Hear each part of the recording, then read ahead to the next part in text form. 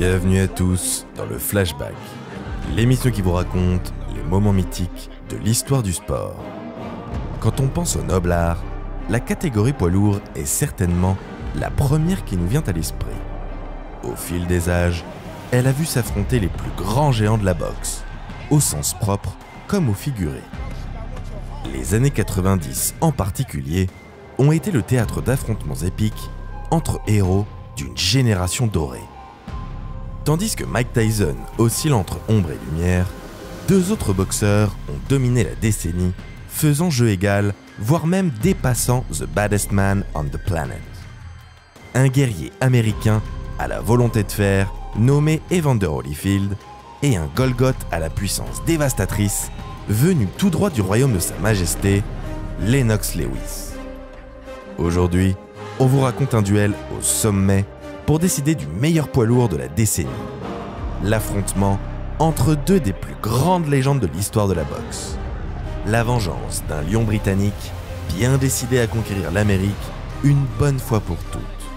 Alors on prend notre fameuse machine à remonter le temps, direction le Thomas & Mack Center du Nevada en ce 13 novembre 1999.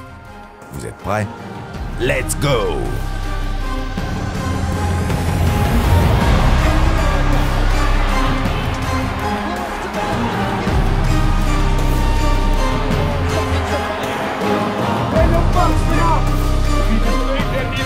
And the undisputed heavyweight champion of the world,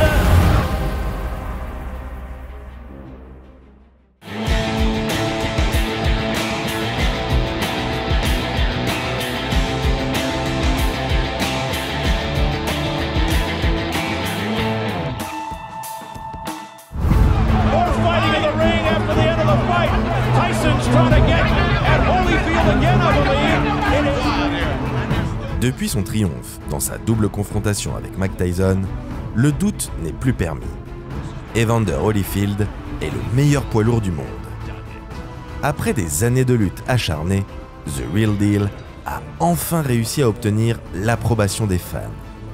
Longtemps boudé au profit d'Iron Mike, le champion du monde américain n'a désormais plus rien à prouver. Ses deux défenses successives contre Michael Moorer et Vaughn Bean consolide sa legacy. Pour la troisième année consécutive, il conserve son rang de numéro 1 chez les heavyweights. Mais son statut attire les convoitises et un autre boxeur fait également beaucoup parler de lui. Depuis plusieurs années maintenant, un grand gaillard d'1m96, tout droit venu du Royaume-Uni, conteste l'hégémonie de l'ancien champion Cruiserweight.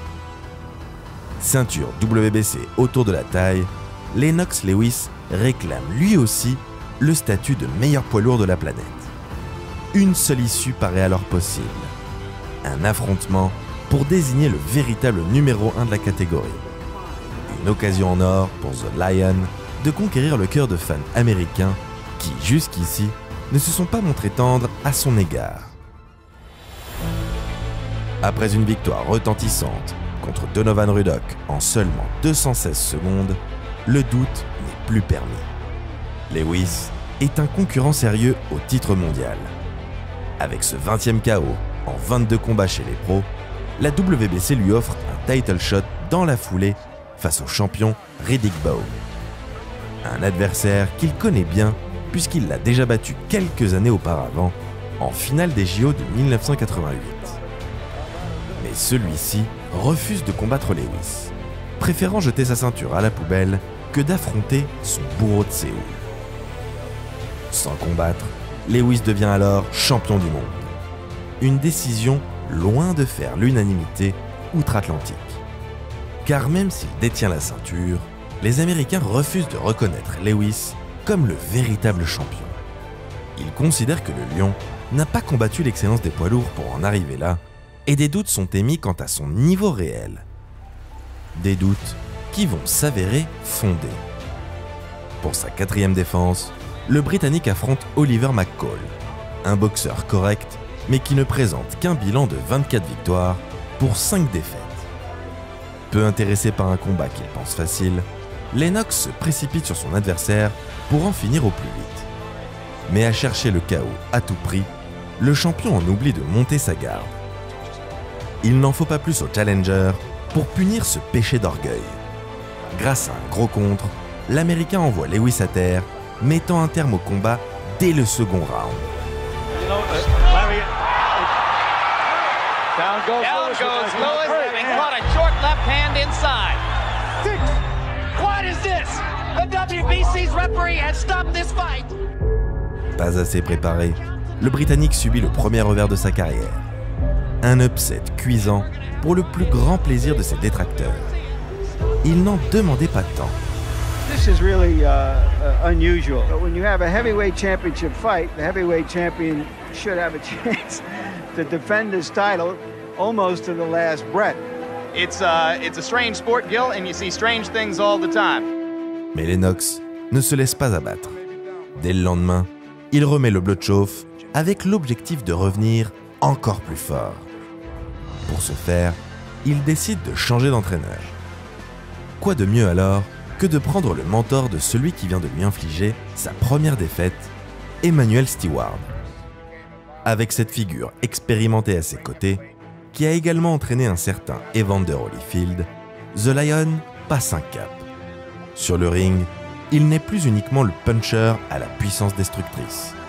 Le Britannique est désormais un boxeur accompli, beaucoup plus technique et mobile qu'auparavant. Il se lance alors dans une série vengeresse de 4 victoires consécutives qui lui permettent d'obtenir un nouveau title shot pour la ceinture WBC, qui plus est contre McCall.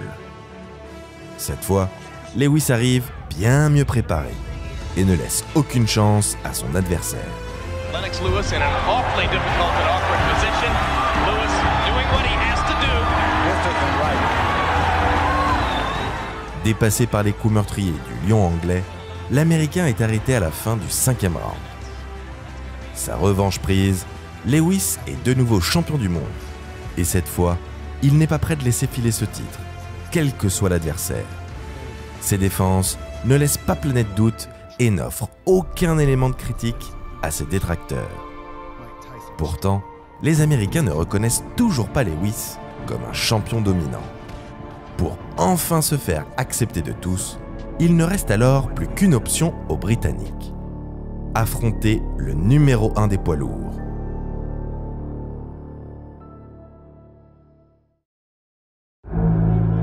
De son côté, Holyfield n'est plus aussi frais qu'à son prime. Il est certes considéré comme le numéro 1 de la catégorie, mais son corps, lui, commence à sérieusement prendre de l'âge. Les guerres contre Mike Tyson l'ont émoussé, tout comme sa trilogie avec l'autre champion britannique, Riddick Bowe. Certains commencent même à se demander si les années ne commencent pas à le rattraper après sa performance mitigée lors de sa dernière défense de ceinture. À bientôt 37 ans, The Real Deal entame la dernière partie de sa carrière. Plus qu'un simple combat, l'Américain joue sa legacy face à Lewis, sa place dans l'histoire de la boxe. L'annonce du combat entre les deux hommes plonge le monde du noble art en effervescence. Les médias font monter la sauce, tout comme le promoteur du combat, qui n'est autre que Don King. You got it going in here. I don't know what it is, but this is the type of fight that got us all excited and broke me out to a cold sweat. L'homme d'affaires à la tignasse grise raffole de ce genre de rendez-vous et sait comment les transformer en événements incontournables. En guise d'arène, il choisit le Madison Square Garden, un lieu de légende pour une bataille qui s'annonce déjà épique. Les billets sont rapidement sold out et tout le monde n'attend plus qu'une chose, le début du choc qui déterminera le meilleur poids lourd de la décennie. Lennox Lewis enters first.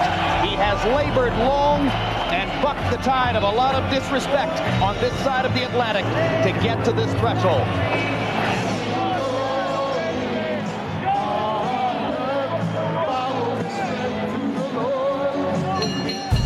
And here we go. It's the moment you've all been waiting for. Lors de leur entrée sur le ring, les deux hommes se toisent, conscients du tournant décisif que représente cette confrontation dans leur carrière respective.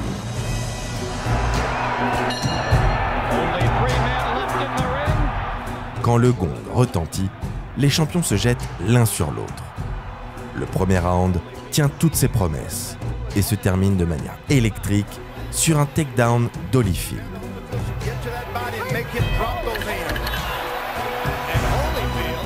Les rivaux s'échangent quelques mots doux sous la bronca des spectateurs new-yorkais avant de retourner chacun dans leur coin.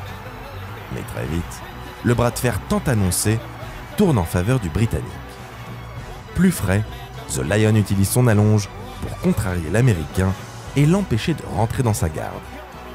La puissance de ses coups use considérablement The Real Deal, qui semble déjà essoufflé au bout de quelques reprises. L'issue du combat semble inéluctable. Later in the round, holding up, punishing him.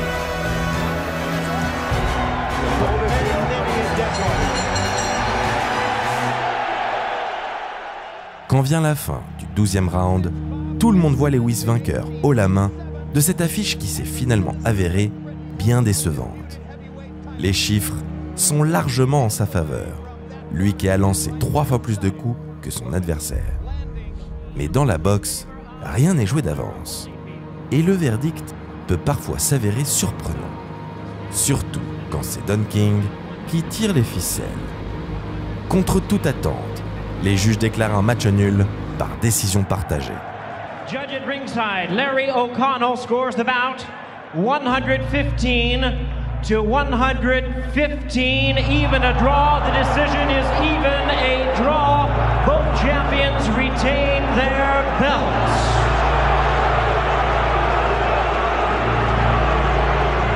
That's a travesty.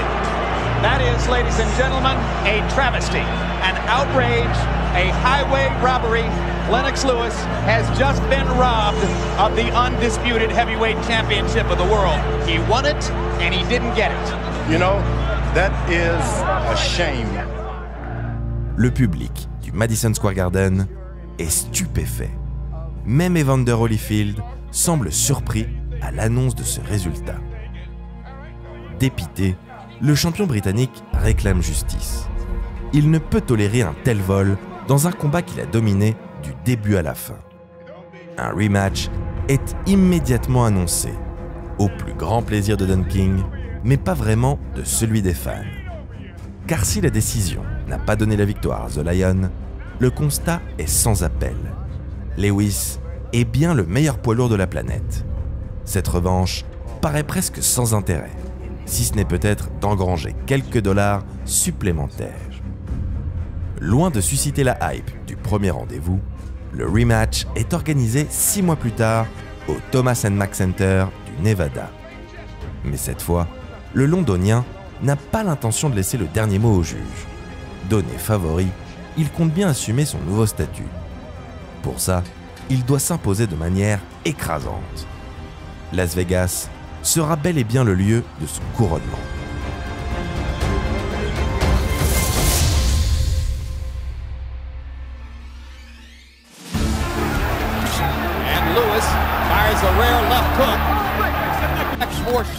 Comme prévu, Lewis prend l'avantage durant les premières reprises. Le Britannique suit la même tactique que durant l'affrontement précédent et réussit une fois de plus à contrôler son adversaire grâce à son allonge. Mais à la grande surprise des spectateurs, son rival se montre bien plus coriace. Dès le 3e round, Holyfield lâche les chevaux et trouve une ouverture. Il finit le round en trombe et fait lever les 19 000 spectateurs d'un seul homme.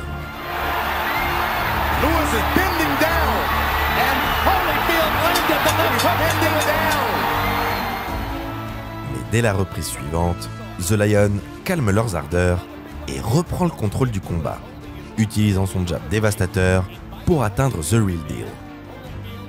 Au 6e round, l'Américain comprend que seule une bonne bagarre peut le sauver.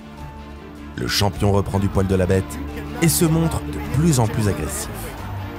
Grâce à des combinaisons bien senties, il parvient à toucher Lewis à plusieurs reprises. À l'entame de la 7e reprise, le Britannique continue son travail de sape tout en envoyant régulièrement quelques droites qui percent la garde de son adversaire. Mais lors d'un clinch, l'ancien champion cruiserweight parvient à placer un crochet qui fait chanceler le lion anglais. Lewis a little wobble there. Maybe his legs are beginning to deceive a little bit as he goes up against the ropes. Is he hurt? Lewis flanche, mais ne rompt pas. Mais The Real Deal ne compte pas laisser échapper sa proie. Il continue d'avancer et place un crochet qui fait de nouveau vaciller son adversaire. Holyfield le sait. C'est peut-être là sa seule chance de renverser l'issue de la bataille. L'Américain s'abat sur sa proie comme une furie et cherche le chaos à tout prix.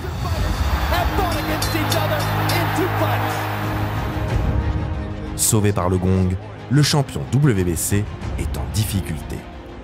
Mais ce soir, Lewis est en mission.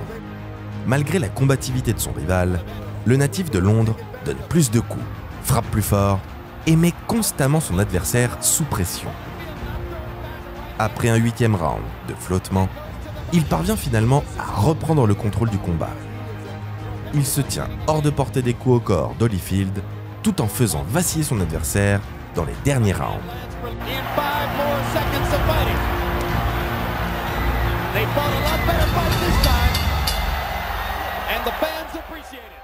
Quand le gong final retentit, l'issue du combat paraît de nouveau clairement tournée en faveur du Britannique. Seule ombre au tableau, ce sont de nouveau les juges qui vont devoir trancher. All three in favor of the winner and the undisputed heavyweight champion of the world, Lennox Lewis. Cette fois, de vol, il n'y aura pas. Lewis est logiquement donné vainqueur par décision unanime. À l'annonce du verdict, The Lion rugit de bonheur, comme libéré d'un poids qui pesait sur ses épaules depuis son arrivée sur les terres de l'oncle Sam. Grâce à cette performance, il obtient enfin pour de bon le respect des Américains. Toutes ces années de travail pour se faire accepter portent enfin leurs fruits. Désormais, plus personne ne peut contester son statut de meilleur heavyweight de la planète.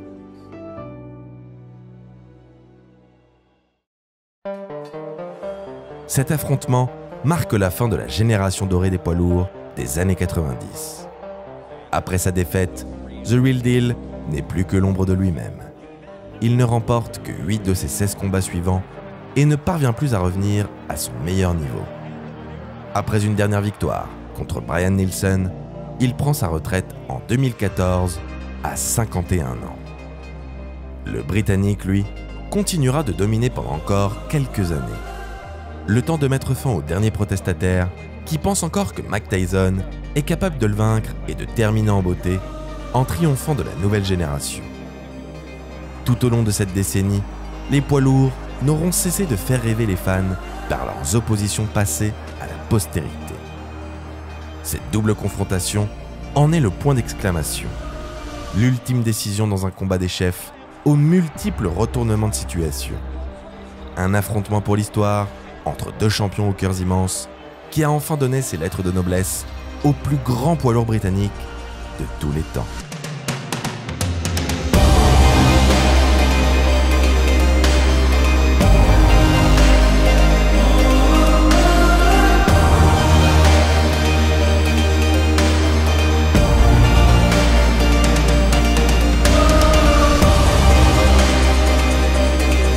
Lennox Lewis can probably be one of the greatest fighters to ever come out of this country.